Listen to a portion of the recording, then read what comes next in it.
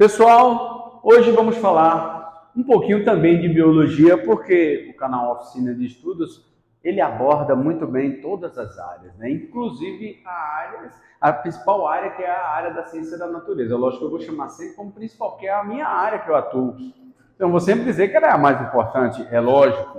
Então, olhe bem, quando a gente fala de biologia, eu estava até aqui dando uma aulinha e bebendo um pouquinho de água, né? Sem fazer, vou até esconder aqui a marca para não dizer que eu estou fazendo uma merchandising aí. Mas a água, ela é muito importante do ponto de vista de se mantermos hidratados.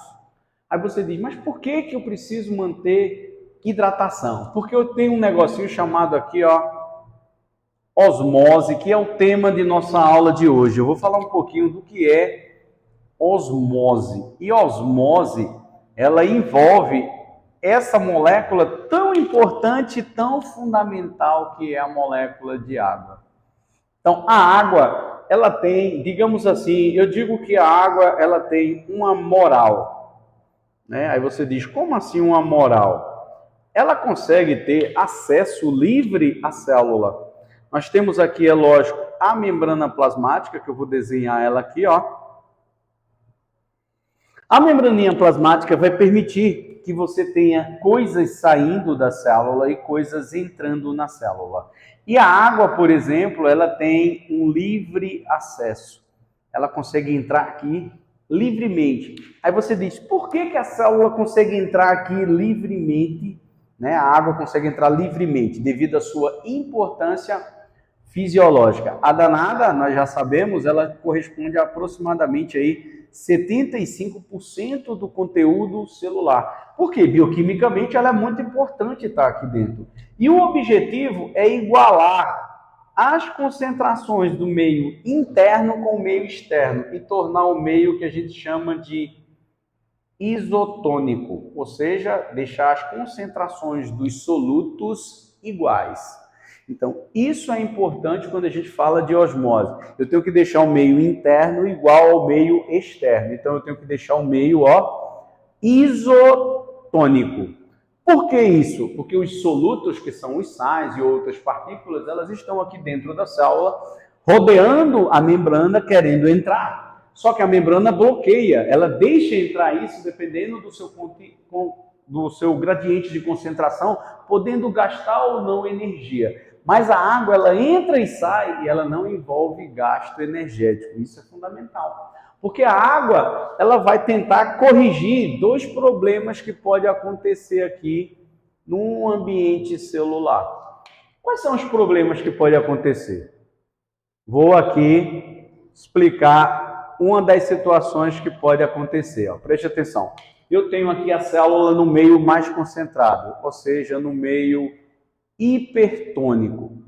O que acontece? Eu não tenho mais concentração de água. Eu tenho mais concentrações, por exemplo, de solutos, que podem ser sais. Então, eu posso ter aqui uma concentração salina muito maior fora da célula do que dentro. Aí a água que está aqui dentro compreende que lá fora está mais concentrado e ela sai daqui, ó, e vai para onde? Para o meio externo, para tentar tornar o meio de novo isotônico. É como se a água fosse lá diluir para deixar tudo igual. Por quê? Porque eu preciso ter essa igualdade para garantir a estabilidade membranar. Aí o que acontece? Se perder água, essa célulazinha, a tendência dela é ficar, ó, murchinha. A gente diz que ela perdeu o conteúdo hídrico para o meio externo, então ela murcha. Isso pode atrapalhar a sua função. Ou a gente pode ter outra situação. Tenho aqui a célulazinha, tenho aqui uma situação onde eu vou estar agora no meio hipotônico. Ó. Está muito concentrado fora, aliás, dentro da célula, e fora da célula está muito pouco concentrado. Aí o que acontece? No meio da célula, no envoltório celular, entra no sangue, nos líquidos intercelulares, né? Nesse meio externo eu tenho água. Aí a água percebe isso e tenta entrar na célula, e vai conseguir, porque ela tem livre acesso, e ela vai tentar deixar o meio isotônico. Quando ela deixa o meio isotônico novamente, ela resolve o problema. Só que aqui, ó, se tiver uma diferença de concentração, que não é o ideal é estar isotônico, Nem pode estar hiper nem hipo. A célula tenta se adequar a isso, mas dependendo do teor de desconcentração de soluções, você pode ter uma perda aí celular. Por exemplo, se entrou muita água, o que pode acontecer com essa célula? É ela estourar.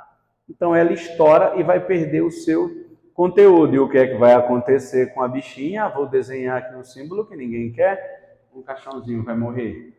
Então a célula perde a sua função. Por isso que a gente precisa dominar a osmose.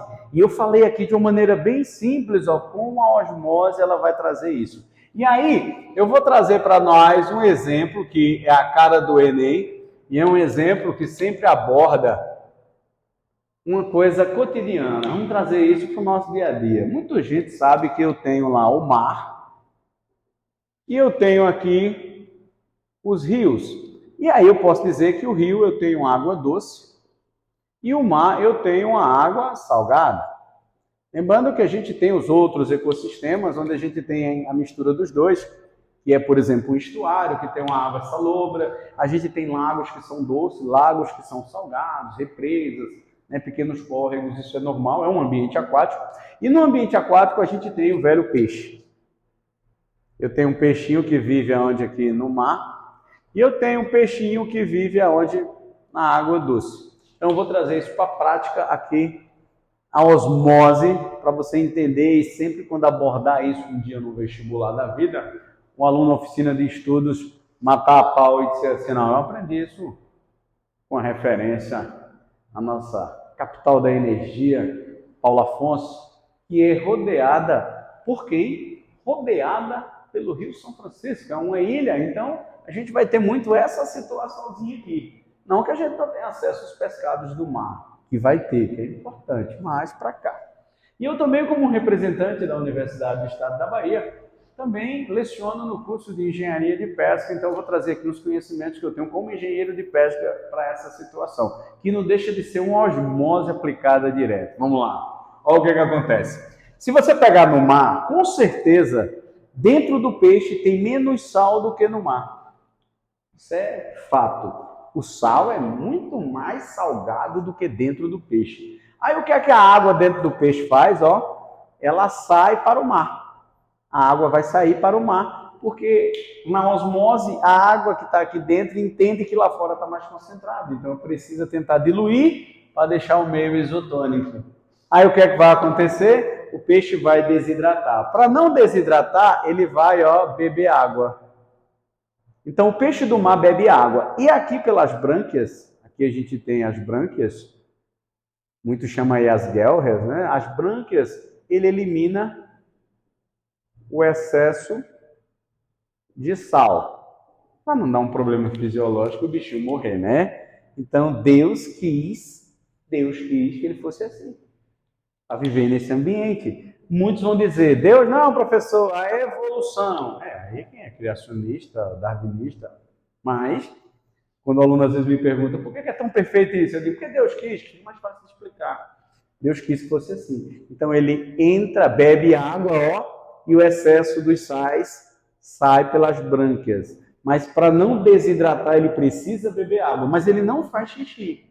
Por que ele não faz xixi? Porque ele já perde água naturalmente pelo seu corpo para o ambiente. Já o peixe de água doce, a gente vai ter o contrário. Eu vou ter um ambiente muito menos salgado do que o corpo do peixe. Aí a água faz o contrário. Ela sai do meio menos concentrado para o meio mais concentrado. Então, sempre que você tiver a osmose ela tem um padrão, tá? Você diz, qual é o padrão da osmose? A osmose, ela sempre vai sair, a água sempre sai do meio menos para o meio mais concentrado. Sempre. A água, ela sempre vai tentar diluir. Então, para diluir, ela tem que sair do menos concentrado para o mais concentrado. Pode olhar, ó. Ela sai do menos para o mais, ela sai do menos para o mais. Aí o que acontece com esse peixinho aqui, o danado? Ele ganha muita água. Aí para evitar ele estourar e morrer, ele faz o quê?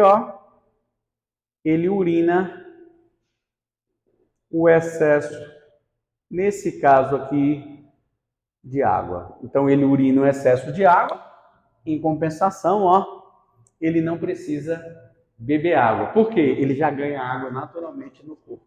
Então, por isso que se eu colocar um peixe de água doce na água do mar, ele morre e assim vice-versa. Professor, mas tem peixe que sai do mar e vai para o rio. Tem, o salmão faz isso para reproduzir.